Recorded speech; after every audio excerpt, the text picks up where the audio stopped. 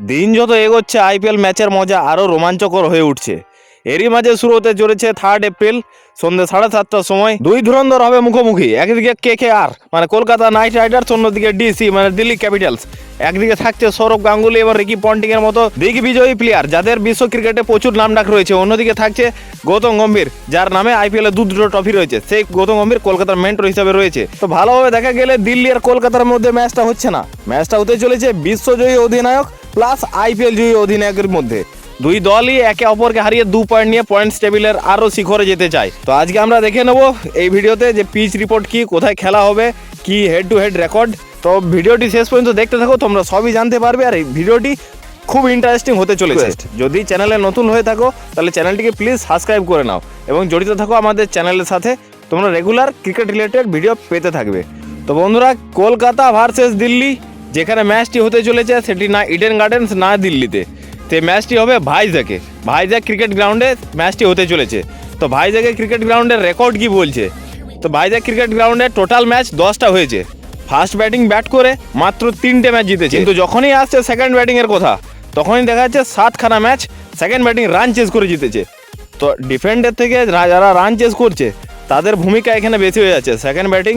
তো সেকেন্ড ব্যাটিংয়ের অ্যাডভান্টেজ কিন্তু থাকছে, ভাইজ্যাকের গ্রাউন্ডে সেকেন্ড ব্যাটিংয়ের অ্যাডভান্টেজ থেকে যাচ্ছে। আর বোলিং ডিপার্টমেন্টে যদি কথা বলা হয় তো টোটাল 10 ম্যাচে এভারেজ স্কোর দেখা গেছে এখানে 140 রান, 140, কোনোটা 150 গেছে, কোনোটা 130, এভারেজ যেটা বেরিয়ে এসছে সেটা 140। তো সেই হিসাবে এভারেজ স্কোর এখানে হয়। আর পেস বোলিং যদি উইকেটের কথা বলা হয় তো 65% পেস বোলিং এখানে উইকেট বার করতে পারে। স্পিন বোলিংয়ের কথা বলা হলে মাত্র 35% উইকেটই স্পিন বোলিং এখানে পেয়েছে। তবে আমরা আশা করছি যে এই ম্যাচে আমরা খুব একটা যে হাইয়েস্ট টোটাল আমরা দেখতে পাবো না। 150, 160, 170-এর মধ্যে এভারেজ স্কোর আমরা দিল্লি আর কলকাতা ম্যাচে আমরা দেখতে পাবো।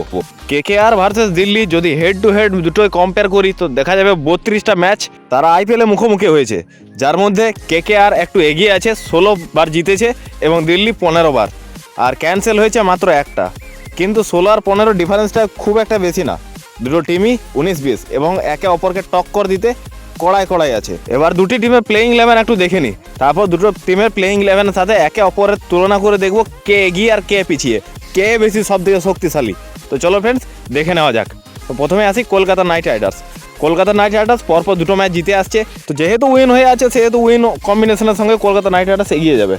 আর আমরা একই প্লেইং 11 দেখতে পাবো। তবে চেঞ্জেসটা হবে নীতিশ রানাকে নিয়ে, কারণ নীতিশ রানার চোট লেগেছিল। সম্পূর্ণ আপডেট নেই এখন, আপাতত জানা যাচ্ছে যে ঠিক আছে চোট। ইনকেস যদি না খেলে তাহলে নীতিশ রানার জায়গাতে মনীষ পান্ডে বা অনুকূল রায়কে দেখা যেতে পারে। এবার যদি কথা বলি দিল্লির প্লেইং 11 ওপর, তো দিল্লিও একই কাজ করেছে। পরপর দুটি ম্যাচ হারার পরে 3 নম্বর ম্যাচটিতে দিল্লি দুর্দান্ত জয়লাভ করেছে চেন্নাই সুপার কিংসের বিরুদ্ধে। তো যেহেতু চেন্নাইকে হারিয়ে তারা জয়লাভ করেছে সেহেতু চেন্নাইয়ের মতো অত বড় টিমকে যখন হারাতে পেরেছে ওরা টিমে নিশ্চয়ই কোনো চেঞ্জেস করবে না। আগের ম্যাচে অভিষেক পোরেলকে দেখা গেছিল কুলদীপের জায়গায় বল করতে। তো সেই অভিষেক পোরেলকে এবার কুলদীপ যাদবের মধ্যে দুজনের মধ্যে একজন খেলতে পারে। আর ব্যাটসম্যানদের মধ্যে যদি বলা যায় তাহলে পৃথ্বী শাও আর রিকি ভুই, দুজনের মধ্যে রিকি ভুইকে দুবার চান্স পেয়েছিল। রিকি ভুই পরপর দুটো ম্যাচে সুপার ফ্লপ গেছে। তো রিকি ভুইকে মনে হয় না আর আবার কামব্যাক করাবে। তো পৃথ্বী শাওকে দেখতে পাবো আমরা আবার। তো এই গেল বন্ধুরা প্লেইং 11। এবার দুটো টিমের হেড টু হেড দেখে নেবো আমরা। তো হেড টু হেডে যদি দিল্লির কথা বলি ওপেনারে, তাহলে ওয়ার্নার আর পৃথ্বী শাওকে আমরা দেখতে পাবো ওপেনার হিসাবে। ওয়ার্নার দুনিয়ার মধ্যে ডেঞ্জারাস ওপেনার, আইপিএলে আরও খতরনাক হয়ে ওঠে। আর তার সাথে পৃথ্বী চললে ভালো, না হলে গেল। তো ঠিক সেরকমই ফিলিপ সল্ট দুর্দান্ত খেলছে, দুরন্ত খেলছে। তার সাথে সুনীল নারায়ণ আগের ম্যাচে দারুণ খেলেছিল। তো পৃথ্বী শাওয়ের মতো এখানে সুনীল নারায়ণও ফটকা প্লেয়ার। দুটো টিমে রয়েছে দুর্ধর্ষ ওপেনার। তো দুটো টিমে ওপেনার কম্বিনেশন যদি তুলনা করা হয় তো দুটো টিমের মধ্যে ব্যালেন্সই আসছে, কেউ কমও না কেউ বেশিও না, কেউ একটু 19-20 হালকা। কথা যদি বলি এবার মিডিল অর্ডার, তো মিডিল অর্ডারে দেখতে পাবো অস্ট্রেলিয়ার মিচেল মার্শকে আর তার সাথে সাউথ আফ্রিকার ক্রিস্টান স্টাবার্সকে দিল্লির হয়ে খেলতে। এবং সেখানে ভারতের দুইজন মিডিল অর্ডার ব্যাটসম্যান যে ভেঙ্কটেশ আয়ার এবং শ্রেয়াস আয়ারকে আমরা কলকাতার হয়ে দেখতে পাবো। তো এদিক থেকে দেখতে গেলে শক্তিশালী কিন্তু দিল্লি অবশ্যই শক্তিশালী, দুজন খতরনাক ব্যাটসম্যান। আর কলকাতার যদি তুলনা করি তো শ্রেয়াস আয়ার মোটামুটি চলছে, না চলা নয়, ধরে খেলে মেরে খেলার ক্ষমতা আছে। ওয়ার্ল্ড কাপ খেলে এসেছে, বিশ্বকাপ রানার ছিল। তো সুতরাং হাড্ডাহাড্ডি লড়াই আমরা মিডিল অর্ডারের মধ্যে দেখতে পাবো দুটো টিমেই। এবার ফিনিশারের দিকে যদি একটু এগিয়ে যায় তাহলে দেখতে পাবো সেখানে আমরা মিডিলে একটু ঋষভ পান্থকে, যে নিজে ক্যাপ্টেন প্লাস একজন কুখ্যাত ব্যাটসম্যান ইন্ডিয়ার, এবং অক্ষর প্যাটেলকে দেখা যাবে। অক্ষর প্যাটেল দিল্লির হয়ে ফিনিশারের ভূমিকায় অক্ষর প্যাটেলকে আমরা দেখতে পাবো।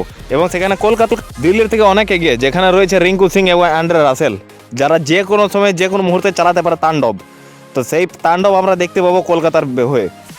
তো দুটো দলের যদি কম্বিনেশন তুলনা করে দেখা যায়, তাহলে ফিনিশারের দিক থেকে কলকাতা বহু এগিয়ে দিল্লির থেকে, কলকাতা প্রচুর এগিয়ে। বোলিং ডিপার্টমেন্ট যদি দেখতে যাই, তাহলে এখানে আন্দ্রিজ নকিয়াকে পাবো, খালিল আহমদকে পাবো, কুলদীপ যাদবের মতো বোলিংকে পাবো আমরা দিল্লিতে, যারা দুর্দান্ত বোলার, দুর্দান্ত ফর্মে রয়েছে।